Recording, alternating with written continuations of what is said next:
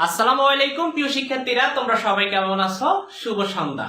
আশা করি প্রত্যেকেই ভালো আছো মহান আল্লাহ তাআলার অশেষ রহমতে। তো আজকে তোমাদের সাথে আলোচনা করব ইংলিশ ফার্স্ট পেপারের একটি গুরুত্বপূর্ণ প্যাসেজ নিয়ে। প্যাসেজটি হচ্ছে, তোমরা জানো আমরা ইতিপূর্বে অনেকগুলো ক্লাস তোমাদের সাথে নিয়েছিলাম। এখন আজকে যে ক্লাসটি নিয়ে আলোচনা করব সেটি হচ্ছে তোমাদের প্যাসেজ হচ্ছে ভ্যালেন্টাইনা তেরেস্কোভা। একটু আমি তোমাদেরকে দেখাই দিচ্ছি। ভ্যালেন্টাইনা তেরেস্কোভা।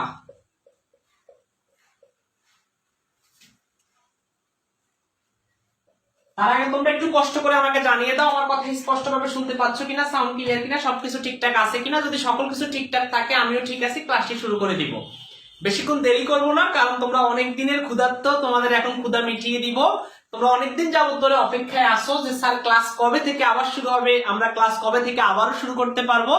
তো ঠিক আজকে আমি চলে এসেছি তোমাদের সাথে ভ্যালেন্টাইনা তেরেস্কোভার প্যাসেজটি নিয়ে। তার আগে একটু কষ্ট করে আমাকে জানাও সাউন্ড ক্লিয়ার কিনা, সবকিছু স্পষ্টভাবে শুনতে পাচ্ছ কিনা, একটু কষ্ট করে আমাকে জানিয়ে দাও।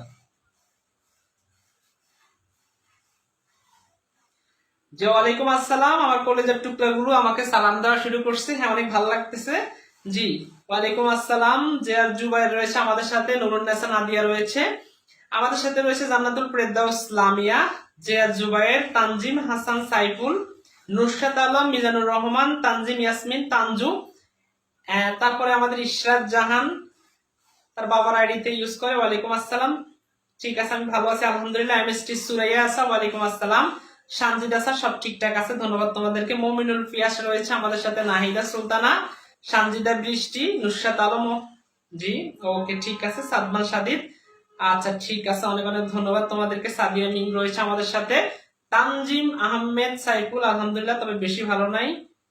ওকে, অনেকদিন পর আপনাকে এইভাবে দেখলাম, আলহামদুলিল্লাহ, আমিও খুশি হয়েছি তোমাদেরকে দেখে। তোমরা বাকিদেরকে একটু ঘুম থেকে জাগিয়ে দাও। উত্তম মৃত্যুর অপেক্ষায়, সাইদা সুলতানা। ওকে, ধন্যবাদ তোমাদেরকে। ক্লাসটি শুরু করে দিচ্ছি, বেশিক্ষণ দেরি করব না, কারণ তোমরা আসলে বেশিক্ষণ দেরি করলে আমরা এই ভ্যালেন্টাইনা তেরেস্কোভার যে প্যাসেজটি শেষ করতে পারবো না। তার আগে সবাইকে বলবো এই বইটি কি তোমাদের কাছে আছে কিনা, এই বইটি কি তোমাদের কাছে আছে কিনা। আর যদি দেখো সাউন্ডের সমস্যা হয় কোনো প্রকারে, তাহলে আমি মাইক্রোফোন ইউজ করব তোমাদের জন্য, যেন সাউন্ড কোনো সমস্যা যেন না হয়। আমি কিন্তু চিল্লায় চিল্লায় পড়াবো, যেন তোমরা ঠিকঠাক মতো বুঝতে পারো, ঠিক আছে?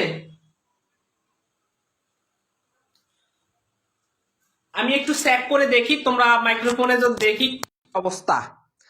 দেখো তো মাইক্রোফোন লাগানোর পরে কি তোমরা ঠিক মতো শুনতে পাচ্ছ কিনা, সবকিছু ঠিকঠাক আছে কিনা, একটু কষ্ট করে আমাকে জানাও।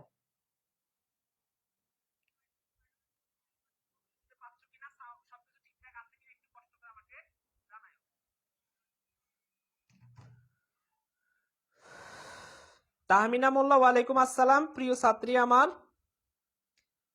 ঠিক আছে, ওকে স্যার, ধন্যবাদ তোমাদেরকে।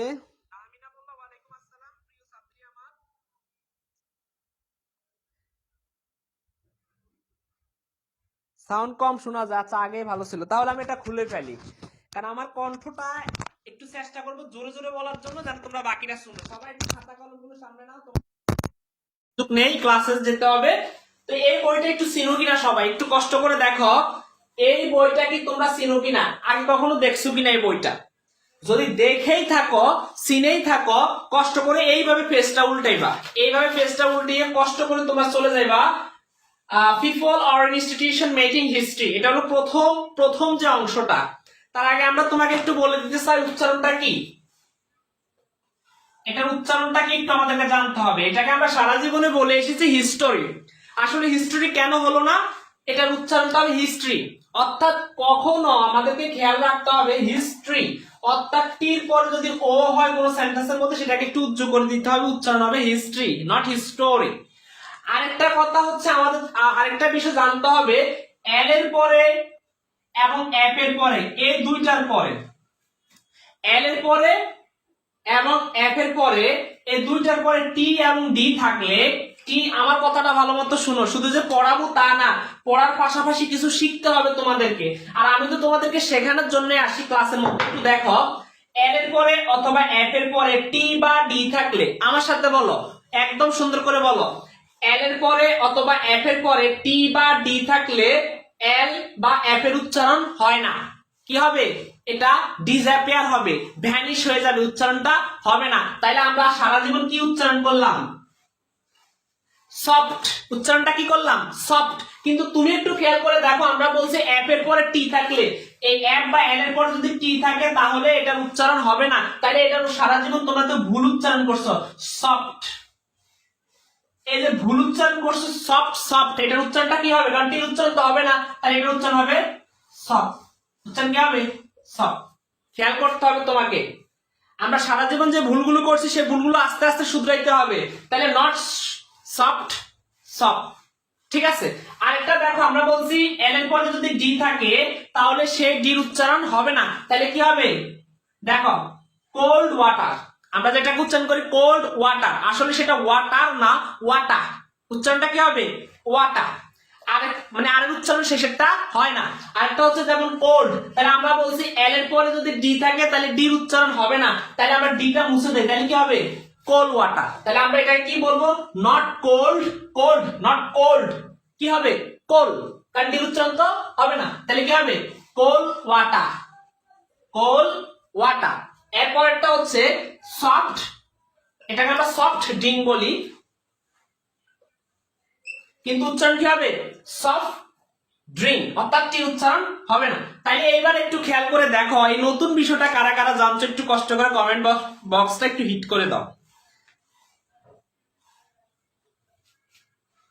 তাহলে এই নতুন বিষয়টা কারা কারা জানছো, একটু কষ্ট করে কমেন্ট বক্সটা হিট করে দাও।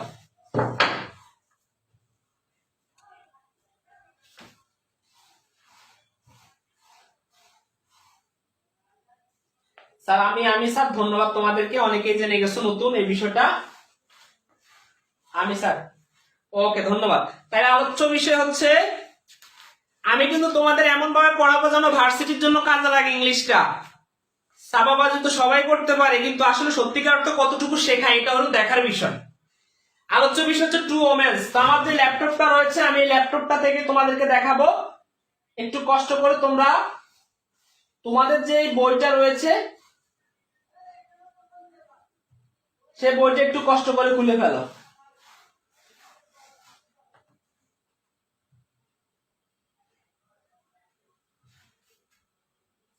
স্যার আমি নতুন জানছি, ধন্যবাদ স্যার, আমি আজ জানলাম, ঠিক আছে ধন্যবাদ স্যার, আজকে জানছি, ধন্যবাদ। তাইলে দেখবে এবারকার থেকে খেলা হবে, আরো সহজে বুঝাবো ইনশাল্লাহ, যেন তোমরা আরো সহজে বুঝতে পারো। সবার যদি সামনে যদি বইটা থাকে, সবাই একটু বইটা খুলে রাখো। আমি গুরুত্বপূর্ণ যত শব্দের অর্থ আছে এখানে শেখাবো, যত ধরনের ভোকাবুলারি গুলো, সিনোনিম এন্টোনিম সবগুলো এখানে দেখাই দিব। একটু কষ্ট করে বইটা এবং খাতা কলম সামনে নিয়ে রাখো, ঠিক আছে। তো আমি একটু স্বাচ্ছন্দ্য বোধ করলাম যে আজকে তোমাদেরকে একটু ল্যাপটপ থেকে সরাসরি দেখাবো। তবে আমরা যেহেতু স্ক্রিন শেয়ার করতেছি না, তো সেই ক্ষেত্রে আমরা আসলে ল্যাপটপ থেকে ওইভাবে দেখাতে পারবো না। তোমাদের আশা করি আমার সামনে যে বইটা রয়েছে তোমরা এটা লক্ষ্য করতে পারছো আমার ল্যাপটপে। তো দেখো ইংলিশ ফর টুডে যে বইটা রয়েছে, আমি জাস্ট ওইখানে চলে যাচ্ছি এবং তার আগে আমি স্ক্রিনটা একটু বড় করে দিচ্ছি। আমি স্ক্রিনটা একটু বড় করে দিচ্ছি তোমাদেরকে দেখানোর জন্য। আচ্ছা, আমার স্ক্রিনটা বড় হয়ে গেছে। এবার আমি চলে যাচ্ছি ইংলিশ ফর টুডে, একদম যেখানে আমি আলোচনা করব ঠিক সেখানে।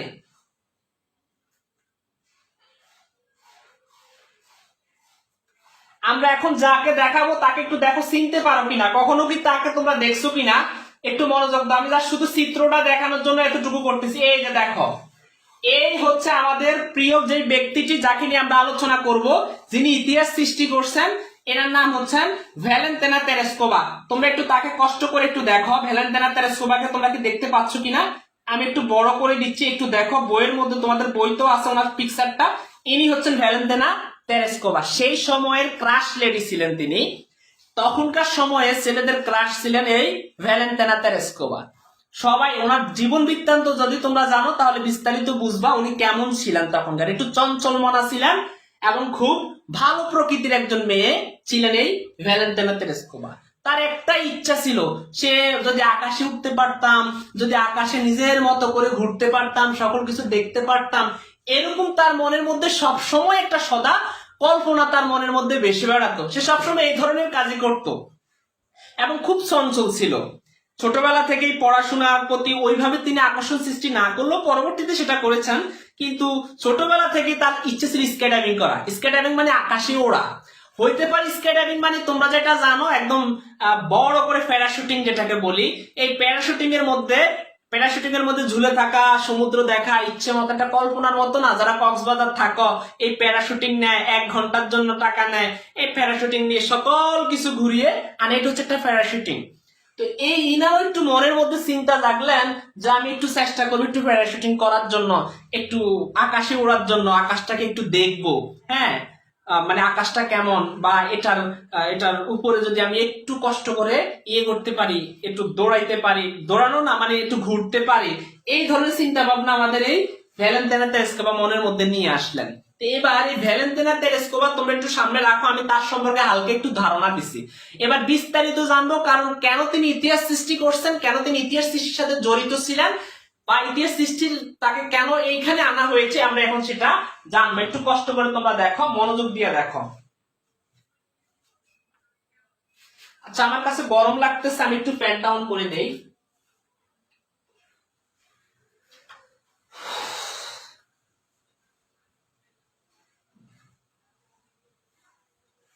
আচ্ছা ঠিক আছে, ধন্যবাদ তোমাদেরকে। সে মেয়ে, এটা তোমরা জেনেছো, তোমাদেরকে অনেক অনেক ধন্যবাদ।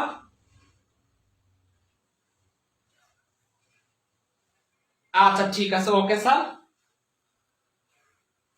ঠিক আছে, ওকে, ধন্যবাদ। তো এবার আমি একটু তোমাদেরকে একটু পড়াই একটু শুনাই, মনোযোগ দাও। আমরা এখন যে বিষয়টা নিয়ে তোমাদের সাথে আলোচনা করব সেটা হচ্ছে আমাদের ভ্যালেন্তিনা তেরেস্কোভা কে নিয়ে এখন আলোচনা করব। আমি শুরু থেকে শুরু করতেছি। দেখো এখানে লেখা আছে, দেখো প্রথমটা একটু দেখো, লেখা আছে ভ্যালেন্তিনা তেরেস্কোভা ওয়াজ ব্রন। তো ওয়াজ ব্রন শব্দের অর্থ হচ্ছে জন্মগ্রহণ করেছিল, আর ইজ ব্রন মানে হচ্ছে জন্ম হয়, মানে মাত্র হয়। দেখো ভ্যালেন্তিনা তেরেস্কোভা ওয়াজ ব্রন, ভ্যালেন্তিনা তেরেস্কোভা জন্মগ্রহণ করেছিল। বইয়ের মধ্যে একটু হাত দিয়ে ধরো, মনে করবে এমন ভাবে পড়াচ্ছে যেমন তোমার ক্লাসে শিক্ষকরা এইভাবে পড়ায়, তুমি তো বইয়ের মধ্যে হাত দিয়ে ধরো না তখন, ঠিক এইভাবে তখন ধরে রাখো হাত দিয়ে। দেখো আমি যেভাবে পড়াচ্ছি এভাবে ধরো, আমি এরপর শব্দটা বলে দিব। ভ্যালেন্তিনা তেরেস্কোভা ওয়াজ ব্রন, ভ্যালেন্তিনা তেরেস্কোভা জন্মগ্রহণ করেছিল ইন দ্য ভিলেজ, একটা গ্রামে। এ লেখা নাই যেহেতু, তাহলে একটা বলবো না, আমরা বলবো ইন দ্য ভিলেজ, গ্রামে। সেই গ্রামটা কোথায়? ম্যাসলেনিকোভো। তাহলে ম্যাসলেনিকোভো গ্রামে ভ্যালেন্তিনা তেরেস্কোভা জন্মগ্রহণ করছেন। এখন ম্যাসলেনিকোভোটা কি? এটা হচ্ছে একটা টুটায়েভস্কি ডিস্ট্রিক্ট। সেটা হচ্ছে টুটায়েভস্কি ডিস্ট্রিক্ট জেলাতে, অর্থাৎ তাদের একটা জেলার নাম হচ্ছে টুটায়েভস্কি ডিস্ট্রিক্ট, এবং এটা গ্রামের নাম হচ্ছে ম্যাসলেনিকোভো, এবং সেটা হচ্ছে কোথায়? In the central Russia. এই যে মধ্য যে রাশিয়াটা, এই মধ্য রাশিয়ায় এই তোমার এই ম্যাসলেনিকোভো এবং তোমার এই টুটায়েভস্কি ডিস্ট্রিক্টটা অবস্থিত। অর্থাৎ টুটায়েভস্কি ডিস্ট্রিক্টের ম্যাসলেনিকোভো নামক স্থানে এই আমাদের ভ্যালেন্তিনা তেরেস্কোভা জন্মগ্রহণ করেছিলেন, এবং সেটা হচ্ছে কোথায়? সেন্ট্রাল রাশিয়াতে, অর্থাৎ কেন্দ্রীয় যে রাশিয়া, মধ্য যে রাশিয়াটা, সেই রাশিয়ার এই গ্রামে তিনি জন্মগ্রহণ করেন। এরপরে দেখো তেরেস্কোভাস ফাদার, আমরা এটাকে ফাদার বলি, আসলে এটা হলো ফাদা। তো ফাদা ফুদা এগুলো নিয়ে আলোচনা করার বিষয় না, বিষয় হচ্ছে আমাদেরকে শুদ্ধ উচ্চারণ এখনো শেখানো না। হ্যাঁ, শুদ্ধ উচ্চারণ তোমরা যখন আইএলটিএস শিখবা তখন এটা করবা, আমি এখন আলোচনা করতে চাচ্ছি না ওই নিয়ে।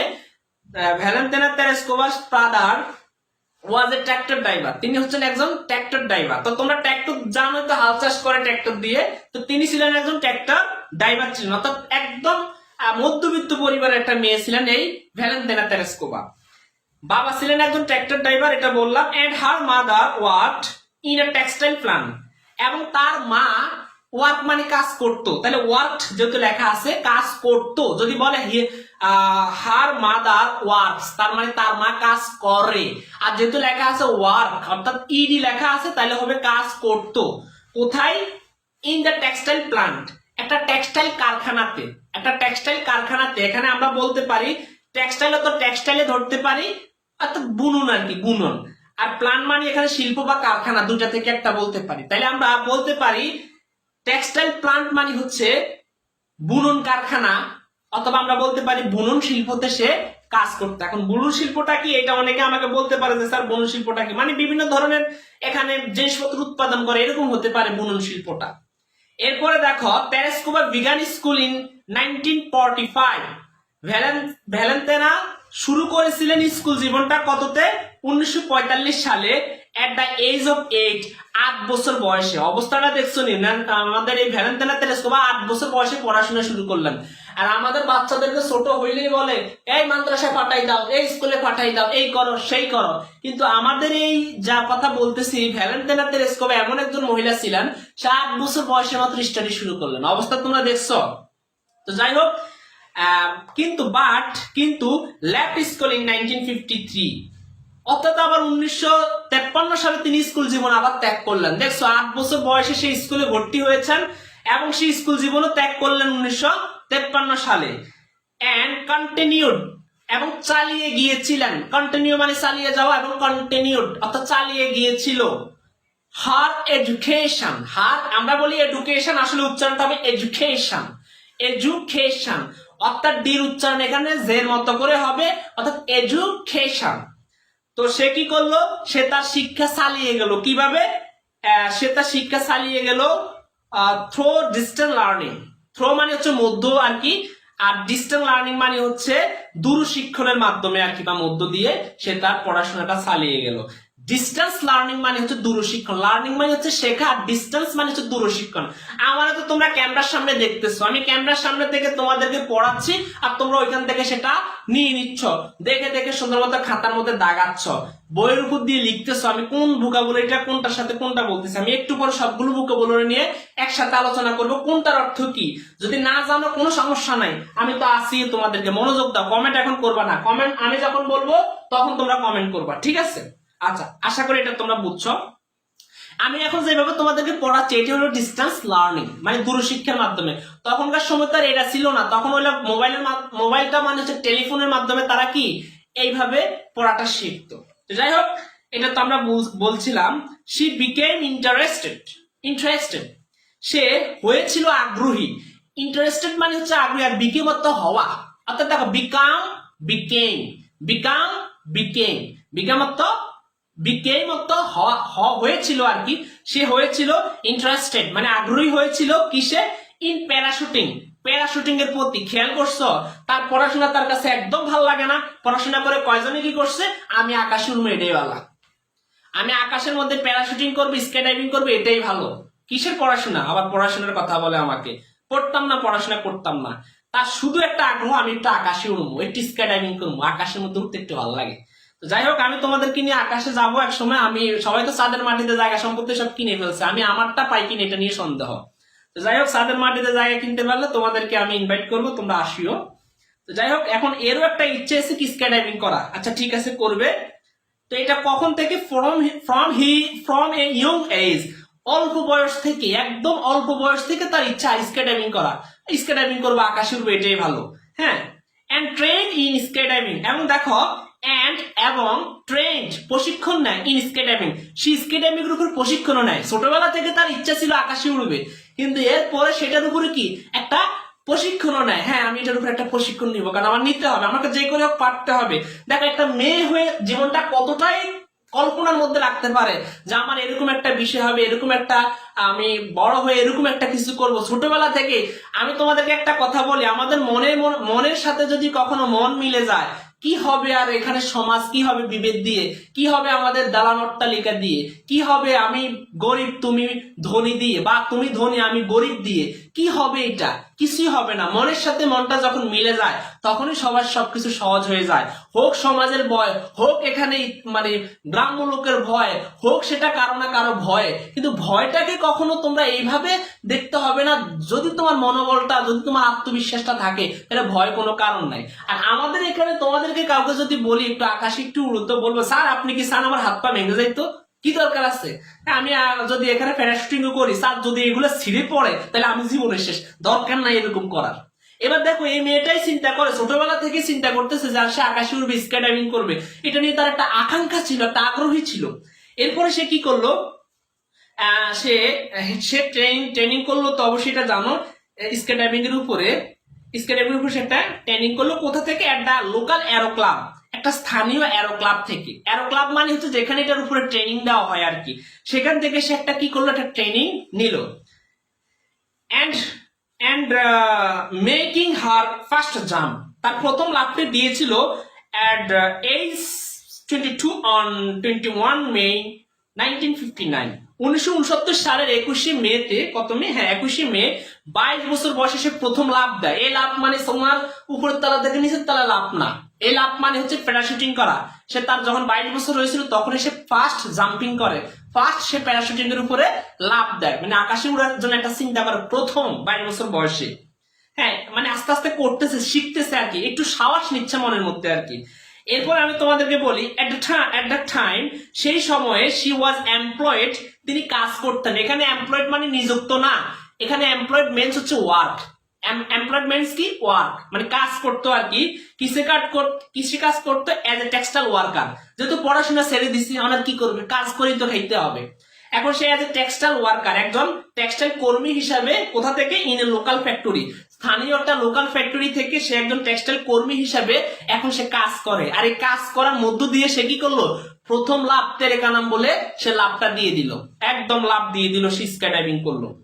হ্যাঁ দেখো, ইট ওয়াজ হার এক্সপার্টাইজ, এটা ছিল তার একটা বিশেষ দক্ষতা ও জ্ঞান। এক্সপার্টাইজ মানে হচ্ছে দক্ষতা বা জ্ঞান, এটাই তার ছিল প্রথম দক্ষতা।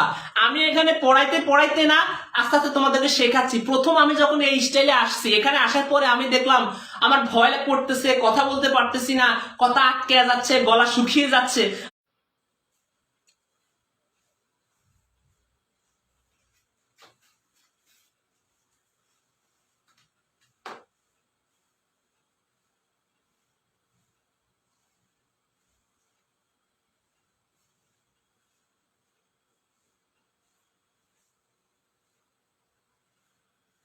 বিষয়টা অত্যন্ত দুঃখজনক, মজার একটা জায়গায় আসছিলাম, তখন এই অবস্থা হয়েছিল। দেখো তো এখন সব ঠিকঠাক আছে কিনা, আমাকে স্পষ্টভাবে শুনতে পাচ্ছ কিনা। আমি এতক্ষণ ধরে যে কথাগুলো বলছিলাম, আচ্ছা কোন জায়গায় ছিলাম একটু কষ্ট করে তোমরা আমাকে একটু বলো। আসলে আমি আমার এই ফোনটা এখানে রেখেছিলাম, এই জন্য সমস্যাটা হয়েছে।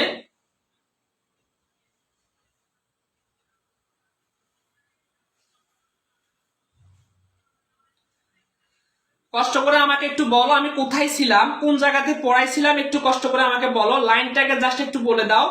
কারণ তোমরা কোন জায়গা থেকে শুনতে পাও নাই, কোন জায়গা থেকে নেট সমস্যা ছিল, ওইটা একটু আমাকে কনফার্ম করে দাও।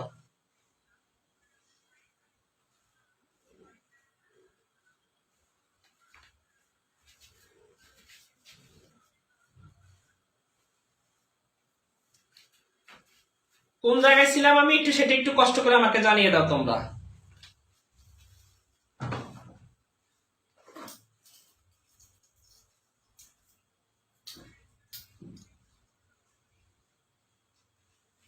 আমি কোথায় ছিলাম একটু কষ্ট করে আমাকে জানাও।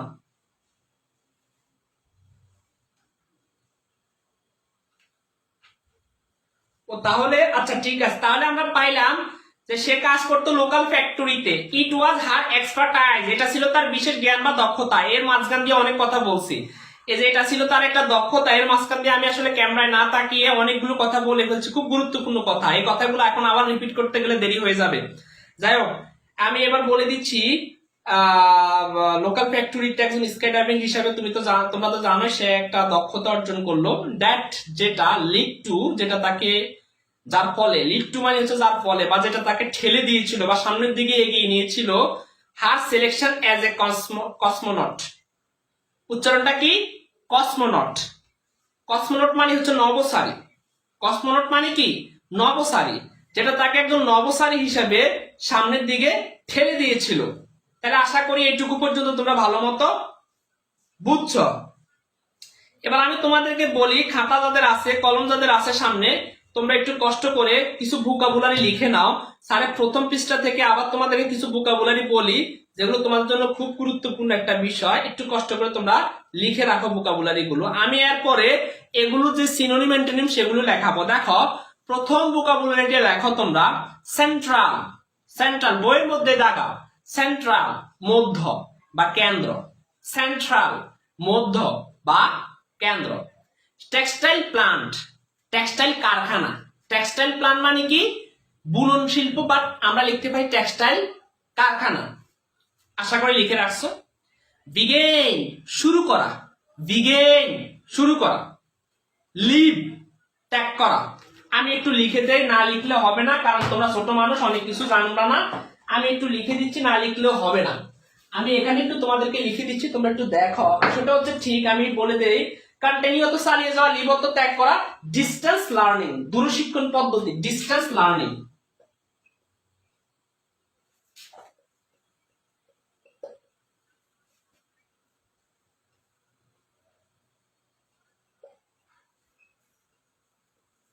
দূরশিক্ষণ পদ্ধতি। এরপরে আমি একটু তোমাদেরকে বলবো, ট্রেন মানে প্রশিক্ষণ নেওয়া, এটা লেখার দরকার নাই। লিড টু, কোন ফল বয়ে নিয়ে আসা আর কি, লিড টু, বা সামনের দিকে এগিয়ে নিয়ে যাওয়া, কোনো কিছুর ফল নিয়ে আসা, ফল বয়ে আনা বা সামনের দিকে এগিয়ে যাওয়া, লিড টু, বা যেটা তোমাকে ঠেলে দিবে সামনের দিকে যেতে। এরপরে আমরা যেটা দেখাবো তোমাদেরকে, কসমোনট। কসমোনট, লিড টু মানে হচ্ছে সামনের দিকে এগিয়ে যাওয়া।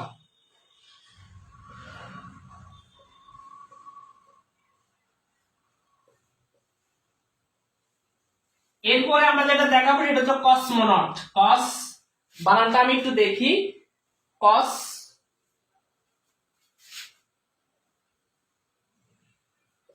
কসমোনট। তো কসমোনট মানে হচ্ছে নভোচারী। কসমোনট মানে কি? নভোচারী।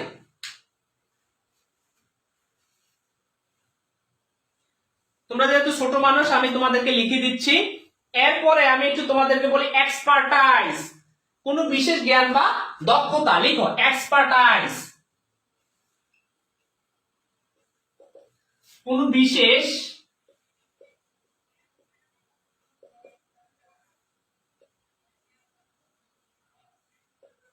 আমি এরপরে এটা কোন ফ্রেজে লেখা হয়েছে, যেহেতু ঢাকা ভার্সিটির জন্য এগুলো আসে, ঠিক। এরপরে আমি এইটা দ্বারা কোন অর্থ দিয়েছি, ওইটা দ্বারা কোন অর্থ, আমি এটার উপরে আসলে একটা ক্লাসের উপরে এইভাবে একটা ক্লাস শেষ হয় না, যেহেতু তোমরা ইন্টারমিডিয়েটের পরীক্ষার্থী, তাই অনেক ডিপলি গেলাম না। অনেক এগুলোর জন্য অনেকগুলো ডিপলি আলোচনা করা হয়, সেই ডিপলি আলোচনা করলাম না, ঠিক আছে। এইবার একটু লিখে রাখো, আমরা কি লিখলাম?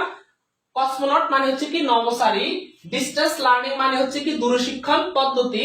এরপরে আমরা লিড টু, সামনের দিকে এগিয়ে নিয়ে যাওয়া।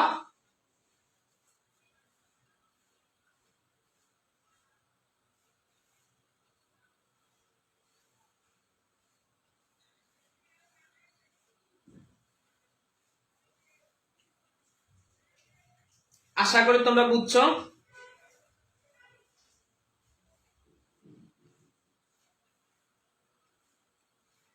এটুকু পর্যন্ত কি বুঝছো কিনা, আমি মুছে ফেলবো কিনা?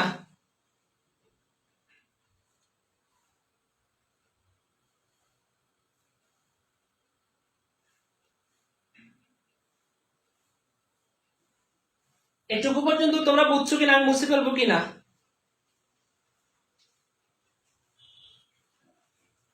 প্রচন্ড গরম লাগতেছে, আমার সব ভিজে যাচ্ছে, ফ্যান চালাচ্ছি এরপরও গরম লাগতেছে।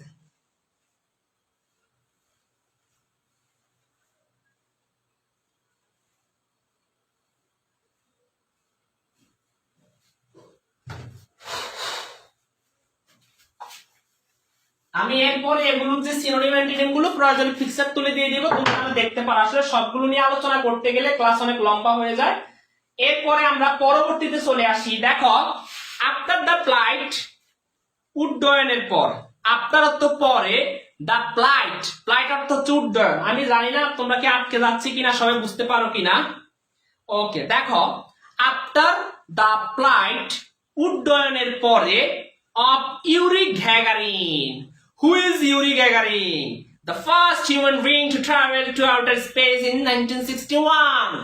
1961 সালে অর্থাৎ এই মহাকাশ ভ্রমণ করছিলেন প্রথম যে ব্যক্তি, 1961 তার নাম হচ্ছে ইউরি গ্যাগারিন। দেখো, এনার সম্পর্কে একটা ধারণা পেয়ে গেছো, কেন? কারণ এটা তোমার জন্য পরবর্তী জীবনে প্রথম মহাকাশে অভিযান করলেন কে, নাম হচ্ছে ইউরি গ্যাগারিন। Yuri Gagarin. তাহলে ইউরি গ্যাগারিনের পরে আমি আবার বলি, আফটার দ্য ফ্লাইট, ফ্লাইট অর্থ উড্ডয়ন, বইয়ের মধ্যে লিখে ফেলো, ফ্লাইট উড্ডয়ন, আফটার অর্থ পরে, তাহলে উড্ডয়নের পরে, অফ ইউরি গ্যাগারিন, ইউরি গ্যাগারিনের উড্ডয়নের পরে, the first human being to travel to outer space in 1961, the first, প্রথম, human being, human being means মানুষ মানে ম্যান, হিউম্যান বিইং প্রথম মানুষ, টু ট্রাভেল যিনি ভ্রমণ করছিলেন আর কি, টু আউটার স্পেস মহাকাশে, ইন 1961 সালে the Soviet union decided, Soviet union সিদ্ধান্ত নিয়েছিল, ডিসাইডেড মানে সিদ্ধান্ত নিয়েছিল,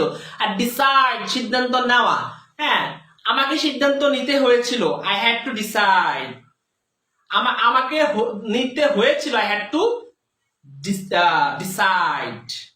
আচ্ছা, টু সেন্ড পাঠাতে এ ওমেন ইন স্পেস, মহাকাশে একজন নারী পাঠাইতে। চিন্তা করো, এই সোভিয়েত ইউনিয়ন চিন্তা করলেন মহাকাশে তো একজন পুরুষ আমরা পাঠাইলাম, তার নাম হচ্ছে ইউরি গ্যাগারিন, সে 1961 সালে উড্ডয়ন করলেন। সালটা কততে? 1961 এ। 1961 সালে যখন সেই ইউরি গ্যাগারিনের উড্ডয়নটা হয়ে গেল, এরপরে সোভিয়েত ইউনিয়ন নামে যারা ছিল সেন্ট্রাল রাশিয়ার এই মহাকাশ বিজ্ঞানী, তারা ভাবলেন যে আমরা যদি একজন মহিলা পাঠাইতে পারি, কারণ মহিলারা কেন পিছিয়ে থাকবে, সারা বিশ্ব মহিলাদের শাসনে থাকতে হবে, কেন এরা পিছিয়ে থাকবে, আর নয় মেয়েদেরকে পিছিয়ে থাকা, বাঁচার মতো বাঁচতে চাই। এইবার মেয়েদেরকে চিন্তা করলো যে আমরা তো সবখানে মেয়েদেরকে কাজে লাগাইলাম, যদি আমরা এবার একটু চেষ্টা করি মহাকাশে মেয়েদেরকে পাঠাই কেমন হয়, বলছে হ্যাঁ অনেক বেশি ভালো হয়, এদেরকে একটু মহাকাশে পাঠাই। এই জন্য তারা একটা চিন্তা করলেন যে আমরা একটা মেয়ে পাঠাবো। কোন মেয়ে যাইতে চায়? সকল মেয়ে তো ভয় শেষ, না না কি জানি পড়ে আবার হাত পা ভাঙে কিনা, কি জানি আবার এটা কোনো বাস টাস হয়ে যায় কিনা, কোন বিপদে পড়ি আল্লাহ ভালো জানে। তখন এরপরে তারা যখন সিদ্ধান্ত নিলেন আমরা মেয়ে একটা পাঠাইতে চাই মহাকাশে, তখন অন 16 ফেব্রুয়ারি 1962 সালের 16 ফেব্রুয়ারিতে প্রলেটেরিয়া Valentina Tereshkova was selected.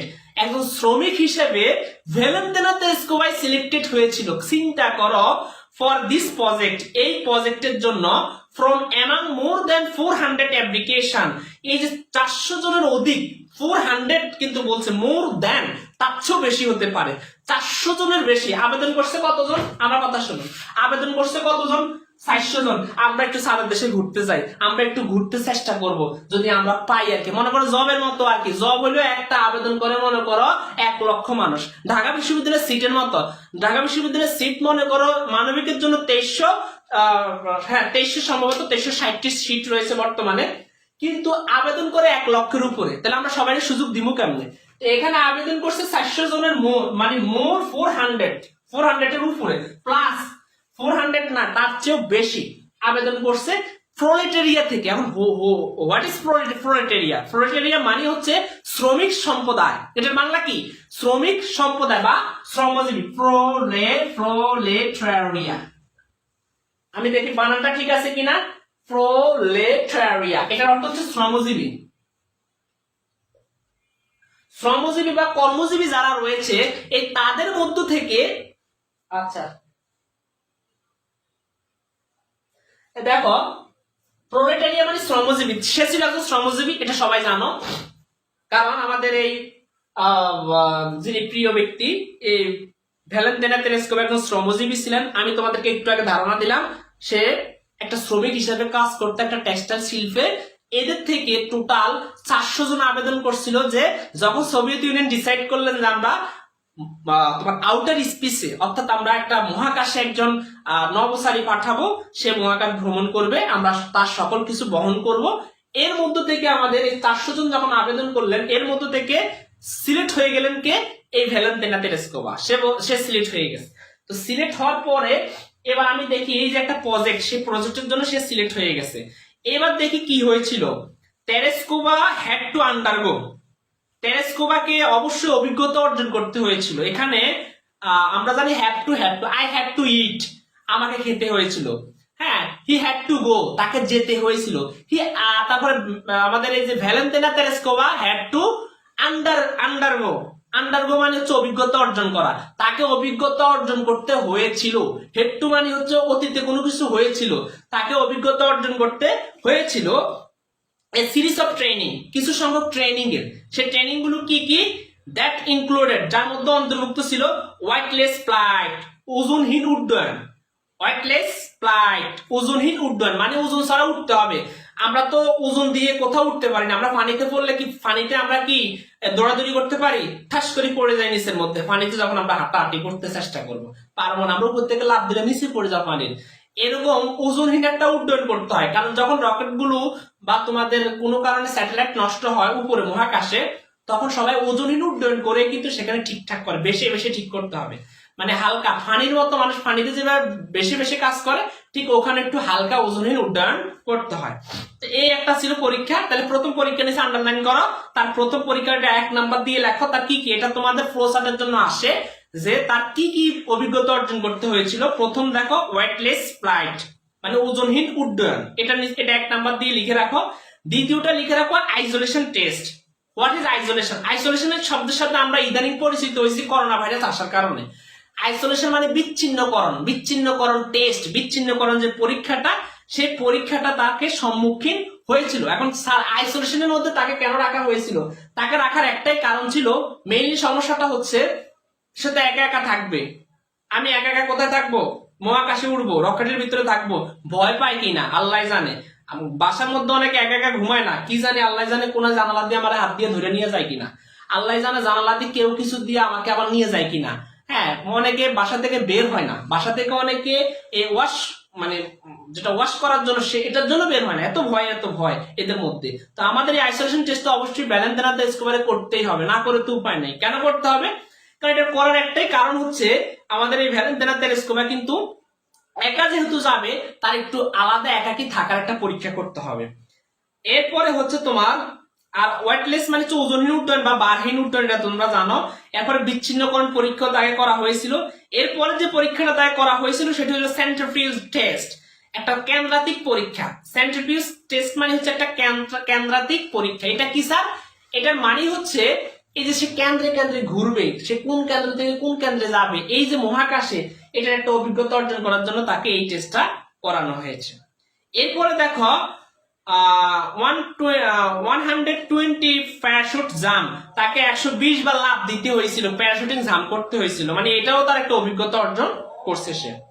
and pilot training in MiG 15 UTI Z fighters, এবং তোমার এই যে মিগ, যেটা আমরা MiG মানে মিগ তোমার 15 UTI Z ফাইটার্স এর ফ্লাইট প্রশিক্ষণ তাকে দিতে হয়েছিল। এখন অনেকে বলবো স্যার মিগ অর্থাৎ MiG 15 UTI Z ফাইটার্স এটা কি? এটা হলো যারা এই কাজের জন্য যায় বা এই কাজের অভিজ্ঞতা অর্জন করে, তাদেরকে কষ্ট করে একটা ট্রেনিং দেওয়ানো হয় যেন তারা মোটামুটি ভাবে বা ফাটাফাটি ভাবে তারা একটা কাজ মানে এখানে গিয়ে আসতে পারে। আশা করি তোমরা এটি একটু মনোযোগ দিয়ে বুঝছো।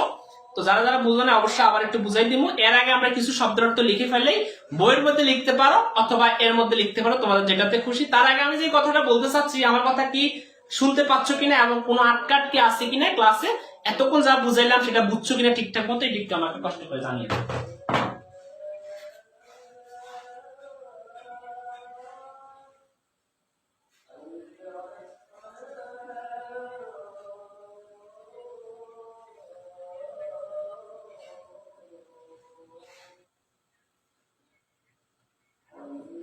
ক্লাস যাদের আটকে যাচ্ছে তারা পরে দেখে নিও, তাইলে তো হয়। বাংলাদেশের নেট ব্যবস্থা ভালো না তো।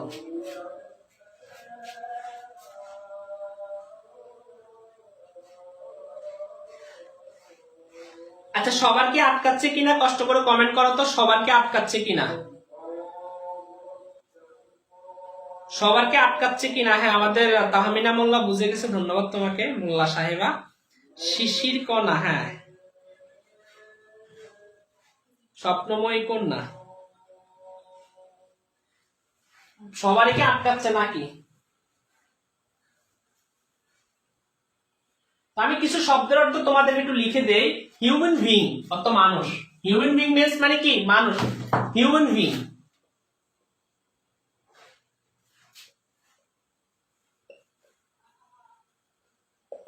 হিউম্যান বিং মানে কি? মানুষ বা মানব। ট্রাভেল অর্থ ভ্রমণ করা। আউটার স্পেস মানে হচ্ছে মহাকাশ,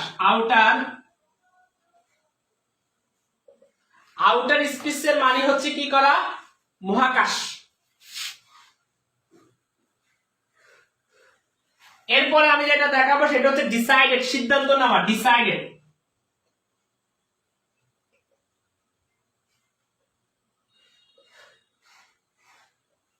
এরপরে আমি যেটা তোমাদেরকে দেখাবো সেটা হচ্ছে প্রলেটেরিয়া, জানোই তো শ্রমিক সম্প্রদায় আর কি, এটা পড়াইছিলাম তোমাদেরকে। অ্যাপ্লিকেন্ট মানে হচ্ছে আবেদনকারী, আন্ডারগো কোনো কিছু অভিজ্ঞতা লাভ করা, আন্ডারগো।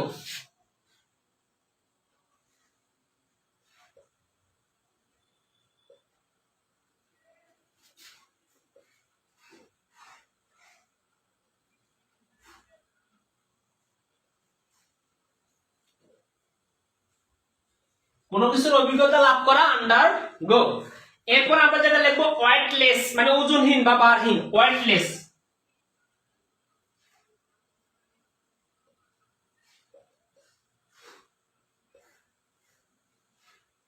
ওজনহীন বা ভারহীন আমরা এটা বলতে পারি। এরপরে আমরা আসি আইসোলেশন মানে হচ্ছে একাকিত্ব, আইসোলেশন।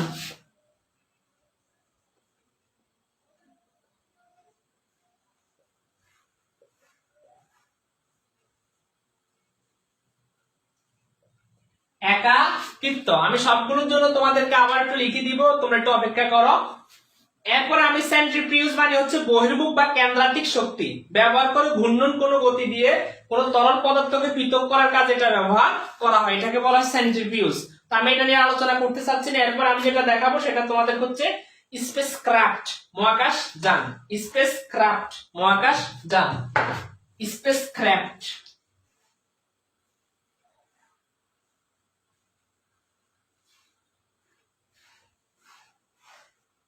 মহাকাশ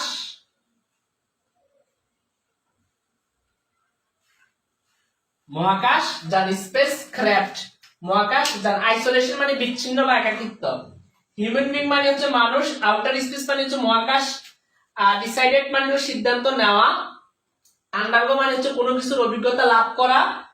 ওয়েটলেস মানে হচ্ছে ওজনহীন, উড্ডয়ন। আশা করি তোমরা বুঝছো।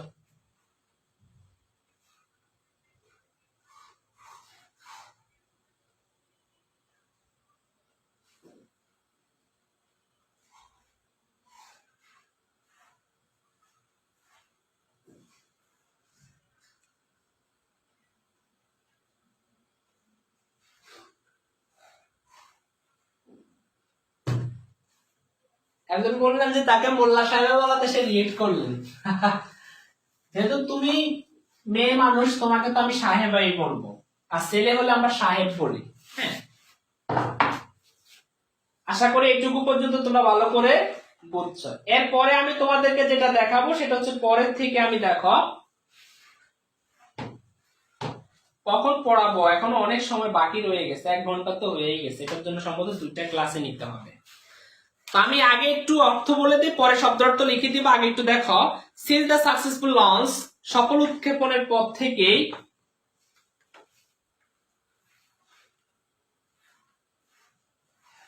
আমি শুরু করব কিনা, কমেন্ট বন্ধ করো। আমি কি শুরু করব কিনা, তোমরা কি ঠিকঠাক মতো দেখতে পাচ্ছ কিনা? আমার গলা শুকিয়ে যাচ্ছে, আজকে কোনো রান্নাও করি নাই। ঠিক আছে, রাতে কি খাবো আমি সেটা নিয়ে ভাবতেছি। সম্পূর্ণ গলা আমার শুকিয়ে গেছে। ওকে, আমি একটু পানি খাবো, একটু অপেক্ষা করো তোমরা।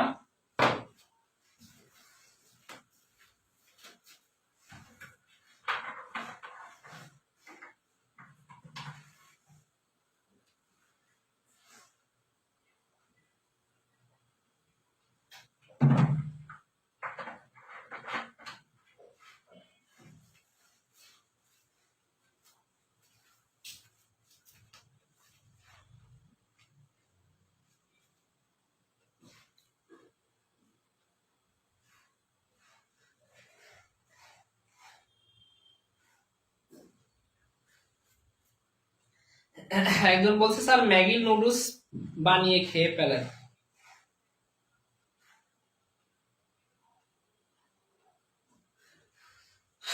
ম্যাগি নুডলস খাবো আমি? আমার কাছে তো ম্যাগি নুডলস নেই, আছে ডিম আছে। ডিম সিদ্ধ করে খেয়ে নিব রাতের বেলা 2-1টা, তাইলে হবে, রাতটা তো কেটে যাবে। ঠিক আছে, আজকালকে যদি বাসায় থাকতাম বা তোমার, তখন হইতো একটা কথা, কিন্তু একাকি লাইফ লিড করাটা আসলে অনেক কষ্টকর। ওই তোমাদের সেই রূপলালের মতো। হ্যাঁ, রূপলাল একাকি থাকবে না, জঙ্গলে গেল, সেখানে তার কম্বল কেটে ফেললো একটা ইঁদুরে। ইঁদুর মারতে বিড়াল আনলো, বিড়ালকে দুধ খাওয়ানোর জন্য গরু নিয়ে আসলো, গরুকে দেখাশোনার জন্য তার বাইকে নিয়ে আসলো। এখন ভাই সে সবাইকে রান্না করার জন্য ভাবতেছে তেরেকা নাম। হ্যাঁ, বিয়ে করে ফেলে, সে বিয়েও করে ফেললো। সে গেছে যে একাকি থাকবে, এলাকার ঝগড়াঝাটি আর ভালো লাগে না। হ্যাঁ, man can not live alone, মানুষ একাকি বসবাস করতে পারে না। ঠিক আমার অবস্থা ঠিক এরকম হচ্ছে এখন। ঠিক আছে, তো ভাগ্যে যা হয় তাই হবে। এটাই তো, তাই না? ভাগ্যের উপরে তো আমরা সবাই ইয়ে করি, নির্ভর করি, সেটাই হবে। তবে রান্না তো আমার সকল কিছু শেখা আছে, শুধু একটু কষ্ট করতে হবে জাস্ট রান্না করতে, এইটাই তো। ফ্রিজে আমি সবকিছু রেখে দেই, এখানে আমি যেখানে থাকি ওখানে বাড়িওয়ালার ফ্রিজ রয়েছে, ওখানে সকল কিছু আমি স্টোর করে রাখি, যখন যেটা খেতে ইচ্ছে করে শুধু জাস্ট পাক করতে পারলেই হলো, এইটাই, আর কিছু না। মানে মোটামুটি যেহেতু মানুষ একজন, আমি যে এইটা মানে ওই টাইপের বা যেটা তোমাদের অনেকে পছন্দ না বা ওই জাতীয় খাবার খাবো তা না, ভালোটাই খাবার চেষ্টা করি, যেন তোমাদেরকে ভালো একটা সার্ভিসও দিতে পারি। তো যাই হোক, কথা কিন্তু সেটা না, আলোচনার বিষয়ে আমরা চলে আসি। সিন্স দ্য সাকসেসফুল লঞ্চ, সকল উৎক্ষেপণের পর থেকে, অফ দ্য স্পেসক্রাফট বস্টক 5, মহাকাশযান বস্টক 5 এর 5 এর অন 15 জুন 1963, 1963 সালে যে 14 জুন আমরা বলতে পারি বস্টক 6 এর মহাকাশযান বস্টক 5 এর সফলভাবে উৎক্ষেপণের পর থেকেই তেরেস্কোবা শুরু করলো প্রিপেয়ারিং, প্রস্তুতি নিতে, ফর হার ওন ফ্লাইট, তার নিজের ফ্লাইটের জন্য, সে তার নিজের যে একটা ফ্লাইট সেটার জন্য সে প্রস্তুতি নিতে শুরু করলো। এরপরে দেখো, on the morning of 16 June 1963, 1963 সালের 16 জুন সকালে, টেরেস্কোবা এন্ড হার ব্যাকআপ, এখানে not breakup, it's backup, backup মানে সহকারী, অ্যাসিস্ট্যান্ট, ব্যাকআপ মিন্স হচ্ছে হেল্পার, আমরা বলতে পারি এটার কয়েকটা শব্দ, ব্যাকআপ, ব্যাকআপ,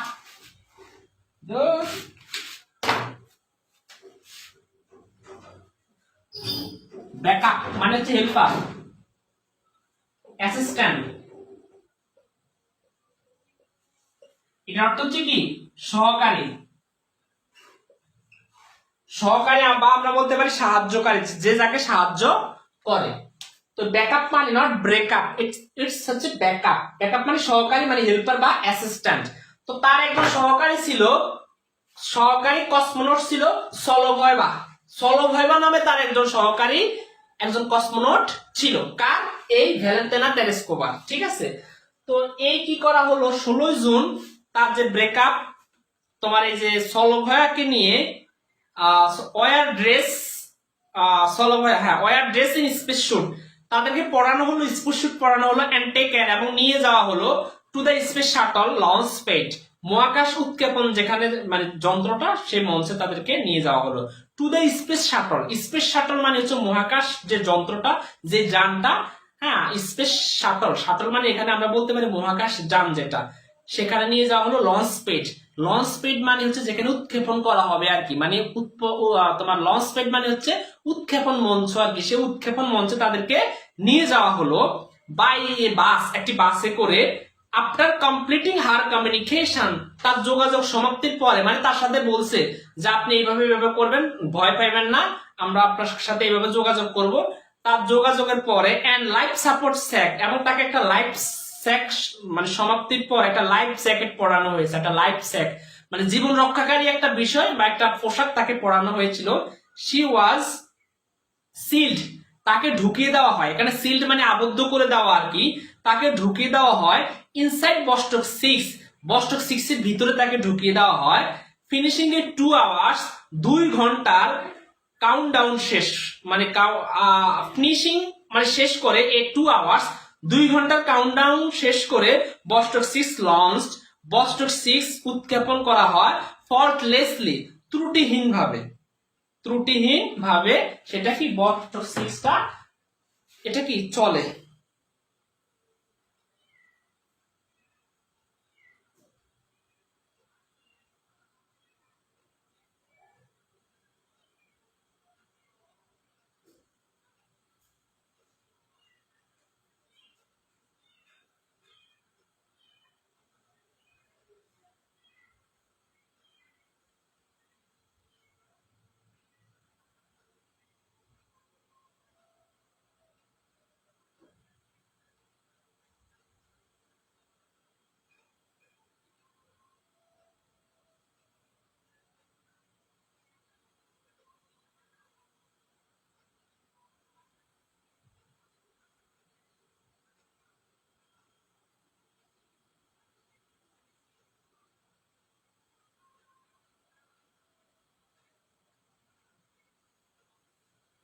আচ্ছা, এটুকু পর্যন্ত বুঝছো কিনা একটু কষ্ট করে আমাকে কমেন্ট করো।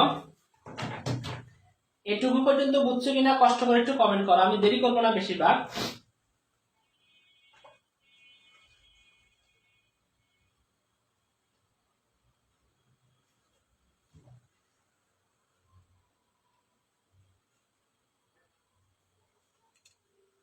আশা করি এটুকু পর্যন্ত তোমরা বুঝছো। এরপরে আমি তোমাদেরকে বাকি যেটা আছে সেখানে নিয়ে যাচ্ছি। এরপরে একটু দেখো যে অলদো টেলিস্কোপ এক্সপেরিয়েন্স, যদিও টেলিস্কোপ অনুভব করেছিল নজিয়া এন্ড ফিজিক্যাল ডিসকমফর্ট, মানে বমি বমি ভাব। তুমি দেখো বাসে অনেকে উঠে গেলে বমি, আমি ঢাকা থেকে আসার সময় আমার পাশে একটা মেয়ে বসা ছিল, মেয়েটা যেভাবে মানে বমি বমি ভাব যেভাবে দেখাচ্ছিল, আমি তো বললাম যে আমি শেষ। কারণ একজনের বমি আরেকজন দেখতে পারে না। মেইন কথাটা হচ্ছে কি, আসলে বমি বমি যে ভাবটা, এটা যে কোনো যানবাহনে উঠলেই কিন্তু লাগবে, এটাই স্বাভাবিক, এটাই হয়।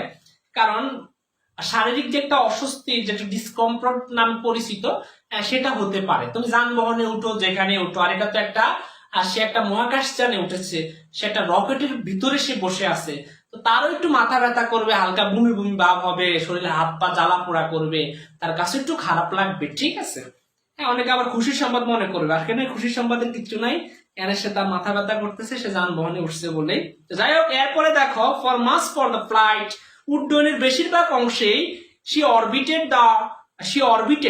অরবিটেড মানে হচ্ছে প্রদক্ষিণ করা। আমি এগুলো তোমাদেরকে দেখাবো একটু পরেই। আর্থ 48 টাইম, তিনি পৃথিবী প্রদক্ষিণ করেন। 48 অর্থাৎ 48 বার তিনি পৃথিবী প্রদক্ষিণ করেন। মানে কি, মানে হচ্ছে তিনি পৃথিবীটাকে 48 বার পৃথিবীটাকে ঘুরেন, ঠিক আছে। এই পৃথিবীটাকে তিনি 48 বার ঘুরে ঘুরে দেখেন, এই যতটুকু স্পেস রয়েছে।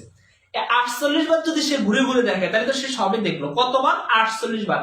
সেই টাইমটা হচ্ছে and spend almost 3 days in space, এবং সে 3 দিন, প্রায় সে 3 দিন এই স্পেস মহাকাশের মধ্যে ছিল। 3 দিন, সে 3 দিনে 48 বার পৃথিবীটাকে কি প্রদক্ষিণ করেন, অরবিটেট করেন। অরবিটেট মানে কি করা? প্রদক্ষিণ করা। তা আমি তোমাদেরকে একটু এই বিষয়টা একটু দেখাই দিব কষ্ট করে। এর আগে আমি আরেকটা কথা তোমাদেরকে একটু বলি।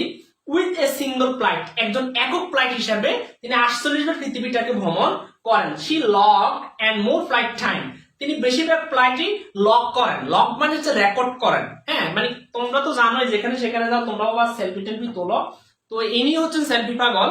তিনি কি করলেন? She logged more flight time, তিনি বেশি ফ্লাইট সময়ে রেকর্ড করেন then the combined times and American astronaut, সকল আমেরিকান নভোচারীদের মিলিত সময় চেয়ে who had flown before that time, যারা ওই তারিখের পূর্বে মহাকাশে ভ্রমণ করেছিল। তিনি আসলে রেকর্ড করেন, এটা সালাক তো রেকর্ড করেন যে আমি তো আসছি মেয়ে মানুষ, আমি কতবার করি, আর আমার আগে যারা গেছিল আমেরিকান যারা নভোচারী ছিল তারা কতবারই প্রদক্ষিণ করলেন, তিনি এটা রেকর্ড করে রাখলেন, ঠিক আছে। তিনি রেকর্ড করে রাখলেন। Who had flown before that time, যারা ওই তারিখের পূর্বে মহাকাশ ভ্রমণ করেছিলেন। Telescope also maintain a flight log, telescope একটি ফ্লাইট লগও রেখেছিল। And took photograph of the horizon, তিনি ছবি তুলেছিলেন দিগন্তের। মানে তুমি দেখো রকেটের ভিতরে থাকলে বাইরে কেমন, একটু দেখি তো, ছবি তুলে, সেলফি তুলে না অনেকে, যেখানে যায় একটা ভাস্কর্য দেখছে, ইচ্ছা মতো কি করে সেলফি তুলে ফেললে। এই তো তখনকার সময়ের ক্রাশ লেডি ছিলেন।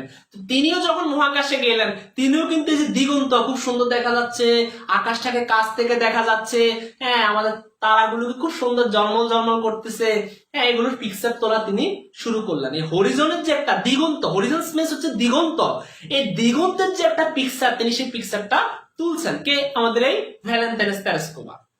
এরপরে আমি তোমাদেরকে আবার একটু দেখি which were later used, which মানে যেগুলো ছবিগুলো যেগুলো তুলছে আর কি, এগুলো পরে ইউজ হয়েছে, মানে ব্যবহার হয়েছে টু অ্যারোজল লেয়ার্স, মানে অ্যারোজল শনাক্ত করতে। এখন অ্যারোজল মানে হচ্ছে বায়ুমণ্ডলের যে স্তরগুলো আর কি, উইদিন দ্য অ্যাটমসফিয়ার, বায়ুমণ্ডলের মধ্যে যত অ্যারোজল রয়েছে, যত স্তরগুলো রয়েছে, সেই স্তরগুলো শনাক্ত করতে সেই ছবিগুলো, সেই পিকচারগুলো পরবর্তীতে কাজে লাগছে। তো অনেকে এই কথাগুলো বুঝে না, আমি এই কথাগুলো একটু আরো সহজ করে বুঝাই দিতে চাচ্ছি। যে মনে করো আমাদের এই যে ভ্যালেন্টাইন টেলিস্কোপ যখন মহাকাশের মধ্যে ছিল, তখন তিনি তার যেই বস্টক 6 ছিল একটা যন্ত্র মহাকাশ যান, সেখান থেকে তিনি ইচ্ছে মতো চারদিকে পিকচার তুললেন, কতক্ষণ তিনি ভিডিও করলেন, কতক্ষণ তিনি পিকচার তুললেন। হ্যাঁ, তখন ওখানে তার ফেসবুকে নেটওয়ার্ক হয়তো নাও পেতে পারে, না তো ফেসবুকে আপলোড করে দিত, তখন তো ফেসবুক ছিল না, বিপদ তো এইটাই। যাই হোক, মেইন কথাটা হচ্ছে তোমরা তো যেখানে যাও সেখানেই পিকচার আপলোড করে দাও আজকে আমি এখানে গাইস, আজকে আমি এখানে। যাই হোক যেটাই করো না কেন, ইনিও তখন একটু উৎফুল্ল ছিল, খুব আনন্দদায়ক ছিল। যাই হোক আশা করি এই জিনিসটা তোমরা বুঝছো। কারা কারা বুঝো না একটু কষ্ট করে আমাকে জানাও।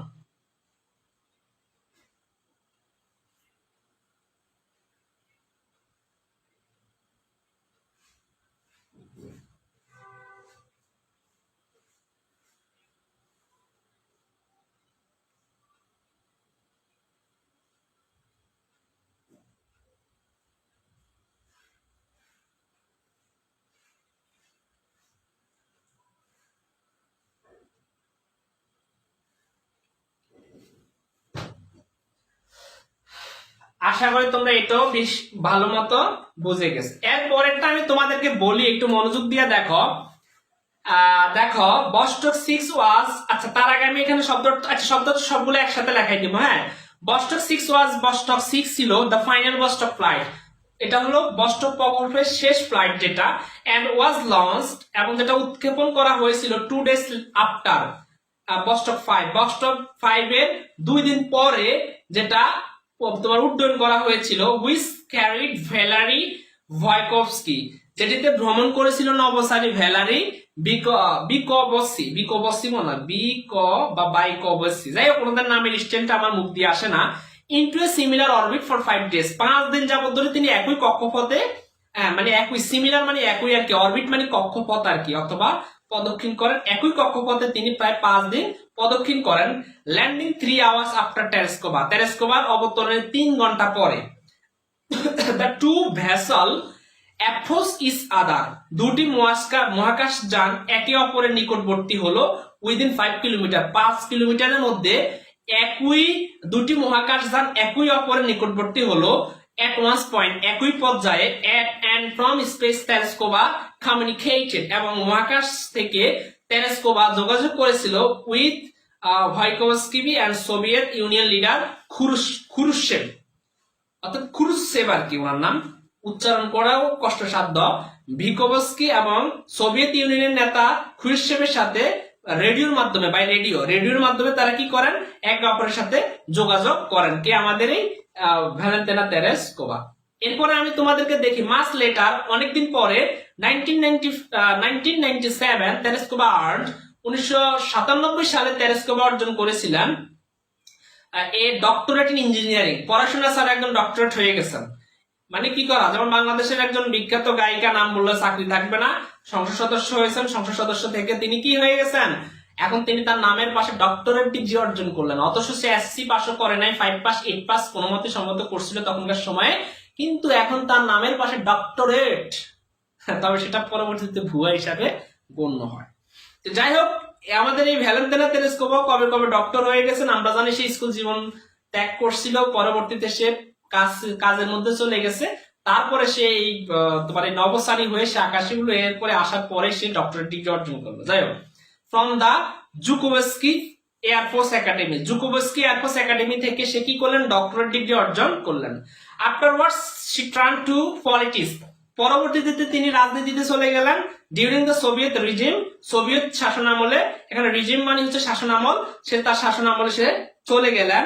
শি বিকেম, তিনি হয়েছিল one of the presidium members, তিনি একজন প্রেসিডিয়াম মন্ডলীর সদস্য হয়েছিল, মানে সভাপতি মন্ডলীর সদস্য হয়েছিল অফ দ্য সুপ্রিম সোভিয়েতের। নাও দিস লিভিং লিজেন্ড, এখন এই জীবন্ত কিংবদন্তি, ইজ এ মেম্বার, একজন সদস্য ইন দ্য লয়ার হাউস, নিম্নকক্ষের of the Russian legislator, Russian আইনসভার একজন নিম্নকক্ষের একজন সদস্য হচ্ছে কি আমাদের এই ক্রাশ লেডি ভ্যালেন্টিনা তেরেস্কোভা।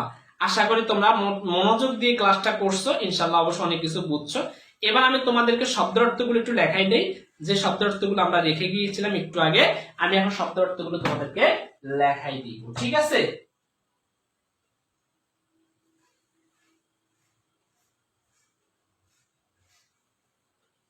আচ্ছা, এরপরে আমি তোমাদেরকে আরেকটু একটু দেখাই দেই। দেখো, অন হার 17 বার্থডে, তার 70তম জন্মদিনে, হোয়েন শি ওয়াজ ইনভাইটেড, তাকে ইনভাইটেড করা হয়েছিল by the Russian prime minister Vladimir পুতিনের দ্বারা, শি এক্সপ্রেস হার ডিজায়ার, সে আবার তাদের কাছে এক্সপ্রেস করলো, মনের আকাঙ্ক্ষা প্রকাশ করলো, to fly Mars even if for one way trip, মানে একবারের জন্য হইলো আমার আর একবার সুযোগ দেন, আমি আবার একটু সাদের দেশে ঘুরে আসি।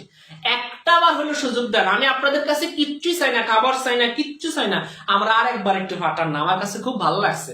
এখন সাদের দেশে কারা কারা জমি কিনবা কষ্ট করে কমেন্ট করো, আমরা সবাই মিলে একসাথে জমি কিনবো, সেখানে বসত ঘর তুলবো, ঠিক আছে?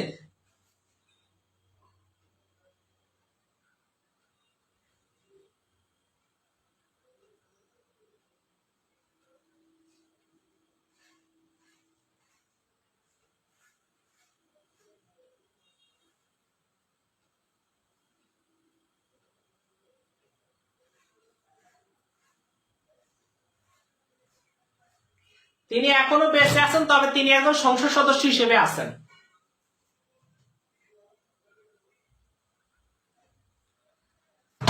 কারা কারা জমি কিনবা আমার সাথে একসাথে যোগাযোগ করো, আমি সব একসাথে জমি কিনবো, আমাদের নাম পত্রিকাতে চলে আসবে, ঠিক আছে? যাদের দেশে জমি কিনলেন, অনলাইন টিচার পারুল হোসেন অবি, ঠিক আছে? তারপরে চাঁদের দেশে জমি কিনলেন, তারপরে কে, ইমতিয়াজ হোসেন।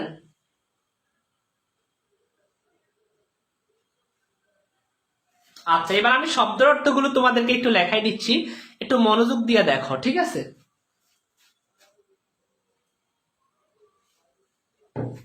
দেখো আমি শব্দ অর্থগুলো লেখাচ্ছি। লঞ্চ মানে উৎক্ষেপণ করা, লঞ্চ। কলমটা ভালো না।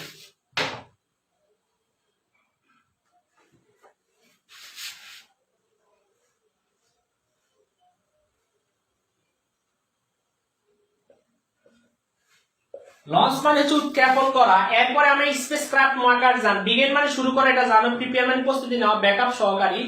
স্পেস শাটল মহাকাশ যান, স্পেস শাটল, স্পেস শাটল।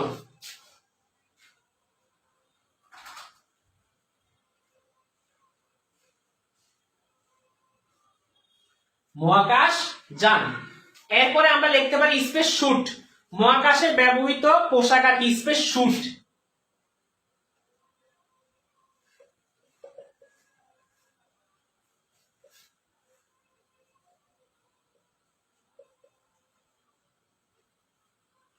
পোশাক। এরপরে আমরা যেটা নিয়ে আলোচনা করব সেটা হচ্ছে মানে হচ্ছে তোমার কাউন্টডাউন আর কি, কাউন্টডাউন। আচ্ছা, সিল মানে ঢুকিয়ে দেওয়া, আবদ্ধ করা, সিল। আবদ্ধ করা বা ঢুকিয়ে দেওয়া, কোনো কিছুর ভিতরে ঢুকিয়ে দেওয়া, কোনো কিছুর ভিতরে ঢুকিয়ে দেওয়াকে আমরা বলবো সিল। এরপর আমরা যেটা লিখবো সেটা হচ্ছে কাউন্টডাউন। কাউন্টডাউন মানে উল্টো করে 0 পর্যন্ত গণনা করা, উল্টো করে 0 পর্যন্ত গণনা করা। কাউন্টডাউন করো তো, উল্টো করে 0 পর্যন্ত গণনা করা।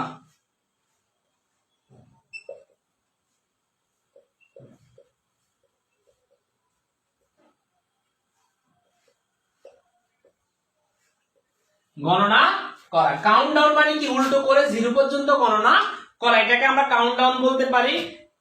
আশা করি তোমরা এই কথাগুলো বুঝছো আমার। এরপরে আমি তোমাদেরকে বাকিগুলো দেখাই। এক্সপেরিয়েন্স মানে অভিজ্ঞতা, তোমাকে দেখাই এক্সপেরিয়েন্স। এখানে এক্সপেরিয়েন্স মানে হচ্ছে অভিজ্ঞতা অর্জন করা না, এখানে এক্সপেরিয়েন্স মানে হচ্ছে অনুভব করা। সে অনুভব করলো, ওই যে বললাম না, সে বমি বমি ভাব অনুভব করলো, এক্সপেরিয়েন্স। অনুভব করা, এখানে কি করা, অনুভব করা। এখন এটাই পরীক্ষাতে আসলো, এক্সপেরিয়েন্স মানে হচ্ছে ফিল করা, অনুভব করা, ঠিক আছে, এক্সপেরিয়েন্স। এরপরটা আমি বলবো নজিয়া। নজিয়া মানে হলো বমি বমি ভাব হওয়া আর কি, বমি বমি ভাব হওয়া, নজিয়া।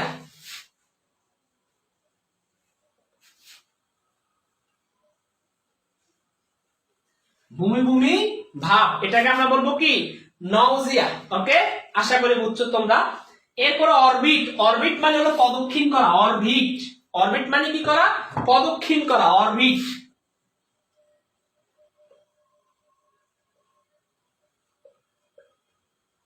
অরবিট মানে কি করা, প্রদক্ষিণ করা। এরপর আসি ডিসকমফোর্ট, মানে হচ্ছে অস্বস্তি, ডিসকমফোর্ট। তোমরা কষ্ট করে লিখে ফেলবা, সাথে সাথে লিখবা, কোনো কথা নাই, ডিসকমফোর্ট।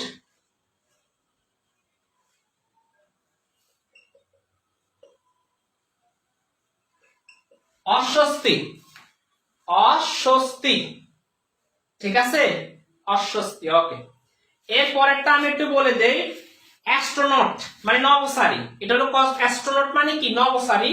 এখন হলো মেইনটেইন ফ্লাইট লগ, মহাকাশ ভ্রমণের সময়ে মহাকাশের দৈনন্দিন ক্রিয়াকলাপের রেকর্ড করা, এটাকে ফ্লাইট লগ বলা হয়। মানে কোন তুমি মহাকাশে যখন যাও এটাকে ফ্লাইট লগ কোনটাকে বলবো? মনে করো আমি আনছি ইঞ্জিতে করে কোথাও গেছি বা বাসে করে কোথাও গেছি, বাসের মধ্যে কি কি করছে এটাকে রেকর্ড করে রাখলাম। বাসের মধ্যে বাদাম বাদাম বাদাম, এই তারপরে কি পাপন পাপন ভাজা পাপন ভাজা, এই তারপরে আমরা খাইবেন আমরা আমরা আমরা, এই দাঁতের ব্যথা, তারপরে কি হাত ব্যথা মাথা ব্যথা গলায় গলায় ব্যথা, ইঁদুর মারেন তেলা পোকা মারেন চার পোকা মারেন, এরপরে আরেক পার্টি উঠে এই কমলা লাগবে কমলা কমলা কমলা। এই যে বাস বা ট্রেনের ভিতরে উঠলে তুমি এই ধরনের একটা অভিজ্ঞতা অর্জন করো। এরপরে বাসের মধ্যে আইসা ভাই 1 টাকা দেন, এই টাকা দেন, পায়ের নিচে পড়ে এরা আস্তে আস্তে ল্যাঙ্গার মতো হয়ে মানে খোরার মতো হয়ে খোঁজে, হাত দিয়ে খোঁজে, বা আবার এক একজন এক একটা বিজ্ঞপ্তি দেয়। তারপরে আবার এক একটা ড্রাইভার এদিক থেকে পাস করে ওদিক থেকে পাস করে। বাসের মধ্যে আমি বান্দরবান থেকে আসার পরে বাসের মধ্যে থেকে এরা গান বাজাই দিলেন, জীবন নামে রেলগাড়িটা পাই না খুঁজে স্টেশন, এইভাবে গান বাজে আর আমরা ঘুমাইতে ঘুমাইতে চলে আসি। এই যে একটা অভিজ্ঞতা অর্জন হওয়া। আবার পাশের মধ্যে যদি কেউ থাকে অনেকের, তখন তাকে নিয়ে একটা অভিজ্ঞতা অর্জন হয়, সে মানুষটা কেমন, সে কিভাবে আমার সাথে বিহেভ করে। এই যে কিছু অভিজ্ঞতা, এগুলো তুমি কি করলো? একটা নোটের মধ্যে ডায়েরি করে রেকর্ড করে রাখলা। সেই রেকর্ডটাই হচ্ছে এটাই ফ্লাইট লগ। মানে তোমার জাহাজের বা তোমার স্পেস শাটলের ভিতরে যদি কোনো ধরনের অভিজ্ঞতা অর্জন করে সেটাকে নোট করে রাখাটাই মানে হচ্ছে ফ্লাইট লগ। আশা করি এটা তোমরা বুঝছো। আর এরপরে আর এটা নিয়ে আর আলোচনা করার কিচ্ছু নাই। এরপর আমি বাকিগুলো নিয়ে দেখি। সিমিলার মানে একই, এটা তোমরা সবাই জানো। হ্যাঁ, ভ্যাসেল, ভ্যাসেল মানে কি এটা তোমাদের একটু বলে দেই। ভ্যাসেল, তো ভ্যাসেল মানে হচ্ছে স্পেস ক্রাফট। ভ্যাসেল বানানটা হচ্ছে কি VESSEL, ভ্যাসেল। ভ্যাসেল মানে হচ্ছে মহাকাশযান। মহাকাশযান তার মানে মহাকাশযান মানে কি স্পেস ক্রাফট। স্পেস ক্রাফট দেখো একটা একটা সিমিলার, ভ্যাসেল, স্পেস ক্রাফট অথবা স্পেস শাটল। স্পেস শাটল এই তিনটা শব্দ একই শব্দ। ভ্যাসেল মহাকাশযান, স্পেস ক্রাফট মহাকাশযান, স্পেস শাটল মহাকাশযান যন্ত্র যেটা বলি না কেন আমরা।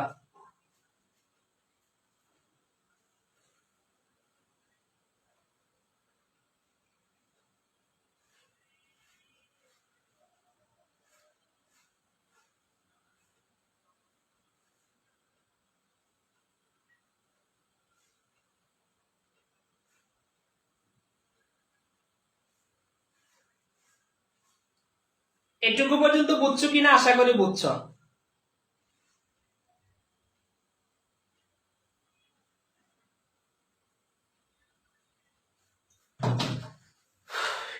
এটুকু পর্যন্ত কি তোমরা বুঝছো কিনা কষ্ট করে আমাকে একটু জানিয়ে দিবে, এটুকু পর্যন্ত বুঝছো কিনা।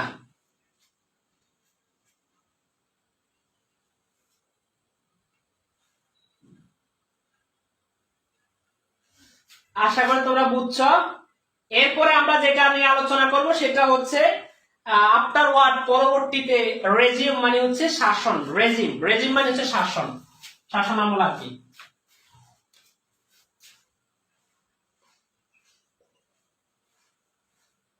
শাসন, তো এই শাসন মানে এটা তো তোমরা জানো, শাসন আমল বা শাসন।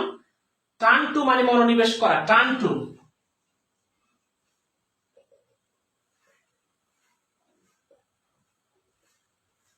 এবার আমি তোমাদেরকে বলি, পরীক্ষাতে আসলো এই টার্নের সাথে কি বসে? Turn to, turn to, turn to. তোমাদের ভার্সিটি এক্সামে আসলো টার্নের পরে কোন একটা সেন্টেন্স দিয়ে এখানে খালিস্তান দিল, এখানে লেখা আসলো অফ, হ্যাঁ, ইন, এট, টু। কিন্তু দেখো তুমি আজকে বুঝলা না, আমরা জানি টার্ন টু, টার্ন টু। আশা করি মনোনিবেশ করা কোনো কিছুতে টার্ন টু বসে, টার্নের সাথে কি বসে? টু প্রিপজিশনটা বসে অ্যাপ্রোপ্রিয়েট প্রিপজিশন হিসাবে। তাহলে বুঝে গেছো turn to, turn to, turn to, turn to, turn to, turn to, turn to, turn to. বুঝে গেছে না? Turn to.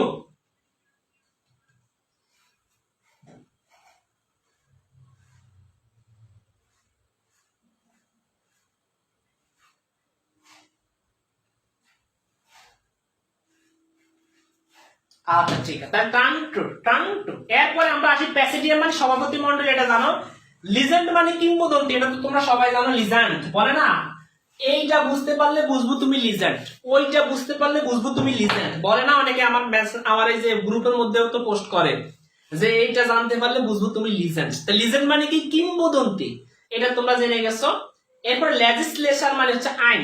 আমি একটু বলে দেই,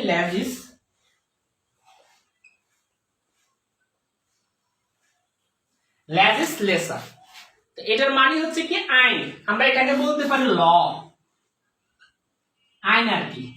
ঠিক আছে, আইন আর কি, আইন। ওকে। ইনভাইট তো দাওয়াত দাও আর কি। এক্সপ্রেস মানে প্রকাশ করে, ডিজায়ার মানে আকাঙ্ক্ষা, ডিজায়ার।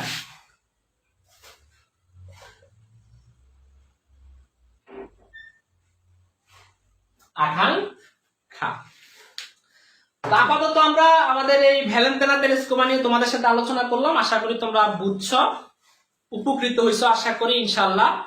আর তোমাদেরকে যে কথাটা বলি, ইউটিউব থেকে ক্লাসগুলো দেখবো, অবশ্যই দেখবা, বেশি বেশি করে কমেন্ট করবা ইউটিউবে, বেশি বেশি করে শেয়ার করবা ইউটিউবের ভিডিওগুলো, ইউটিউবের লিঙ্কগুলো, যেন সবাই দেখতে পায়। ভালো একটা যেন সবাই উপকৃত হয়, এটা কাজটাই করবা। আর অবশ্যই তোমাদের জন্য অনেক বেশি শুভকামনা রইল। আজকের ক্লাসের পরে আমার যে মেসেজটি, সেই মেসেজটি হচ্ছে আজকের পর থেকে তোমাদের যেহেতু ক্লাসটা শুরু হয়ে গেছে, এখন আর থামাথামি নাই, টানাটানি চলতে থাকবে। তো আমি তোমাদের একজন ট্রেনার হিসাবে তোমাদের ভালোর জন্য আমি চাচ্ছি তোমাদেরকে দিনের বেলায় কিছু ক্লাস নিয়ে কমাই দিব, কারণ যেহেতু তোমরা পিছিয়ে গেছো, দিনের বেলা আরো কিছু ক্লাস নিয়ে কমাই দিব। তোমাদেরকে আমি একটা পেমেন্ট চাইছিলাম, সবাই আমাকে পেমেন্টটা দিছো, অনেক বেশি ভালোবাসো বলেই দিছো যে স্যার অনেক বেশি কষ্ট করে। এই যে একটা ক্লাসের মূল্যই তো অনেকে মানে মনে করে যে স্যার 500-600 টাকা একটা ক্লাসে। তো যাই হোক, আমি এটা সেটা বলতেছি না, আমি বলতে চাচ্ছি তোমাদের উপকার যেহেতু করতেছি, অবশ্যই করেই যাব ইনশাল্লাহ। সবাই পাশাপাশি থাকবা। স্যারের শুধু এই মানে এই দিনে নয়, সুখের দিনে নয়, দুঃখের দিনে তোমরা কাছাকাছি থাকবা, পাশাপাশি থাকবা। এটাই তোমাদের কাছে সবসময় আমার প্রত্যাশা করি। একজন টিচার যখন অন্তর থেকে কারোর জন্য দোয়া করে, তখন ও অবশ্যই ভালো কিছু করতে পারে, এটাই স্বাভাবিক। ঠিক আছে। তো যাই হোক, আমি অনেক কথা বলছি, তোমরা আমার কোনো কথা মনে কষ্ট পেও না। ইনশাল্লাহ আমি চেষ্টা করছি তোমাদেরকে বোঝানোর জন্য। আর আমরা ক্লাসগুলো শুরু করবো, যেহেতু আগামীকালকে দেখে একটা ক্লাস নেওয়া যায় কিনা সকালে। তোমরা যেহেতু পূজার বন্ধ রয়েছে, ক্লাসগুলো কন্টিনিউ করতে চেষ্টা করবা। যারা দেখবা তারা পরে রেকর্ডটা দেখে নিবা, হয়তো ব্যস্ত থাকতে পারো তোমরা সকালের দিকে। আমি ক্লাস শেষ করে তোমাদের সাথে পরে কথা বলবো। ঠিক আছে, আজকে এটুকু পর্যন্তই থাক। তাহলে সবাই ভালো থাকবা, সুস্থ থাকবা, নিজেদের প্রতি অবশ্যই খেয়াল রাখবা।